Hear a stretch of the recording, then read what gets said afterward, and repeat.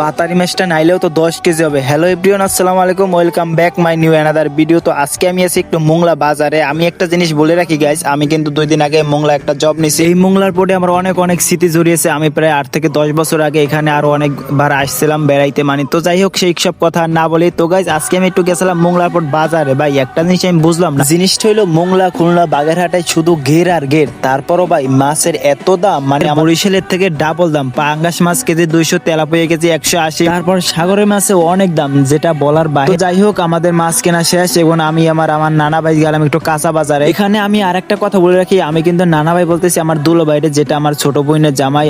অনেকেই ভাবতে পারতেন যে নানা ভাই আবার কেমন করে, আসলে তাকে ছোটবেলা থেকে তাদের মানে ফ্যামিলির সবাই নানা ভাই বলে ডাকে, সো আমিও নানা ভাই বলে। তো যাই হোক দেখতে দেখতে আমরা কাঁচা বাজারে চলে আসলাম। আর কাঁচা বাজারে আসে দেখি ভাই সেম দাম, মানে কি কিনবো সপ্তাহে দাম। আর আমাদের যাই হোক কিনা তো লাগবেই, আমাদের যতটুকু প্রয়োজন, 3জন মানুষ 4জন মানুষ, তো ওই অনুসারে আমরা বাজার করে নিলাম। আর যে বাজারগুলো করছে ওইগুলো নাই দেখাইলে। আর বিশেষ করে আমার ভিডিওতে যদি মোংলা পড়ে কেউ দেখে থাকেন অবশ্যই কমেন্ট বক্সে জানাবেন। আমি আছি সুইচ গেট মোড়ে, আপনি কোথা থেকে দেখছেন অবশ্যই জানাবেন। আর বরিশালে যারা আছেন সবাই তো কমেন্ট করবেন উড়োদোড়া, কারণ এই ভিডিওটা ভাইরাল হওয়া চাই। ভাইরাল হইলে আমি $50 বোনাস। তো যাই হোক কথা বেশি আর না বাইলাম, আজকের ভিডিওটা এই পর্যন্ত শেষ করলাম। সবাই ভালো থাকবেন, সুস্থ থাকবেন গাইস, আল্লাহ হাফেজ।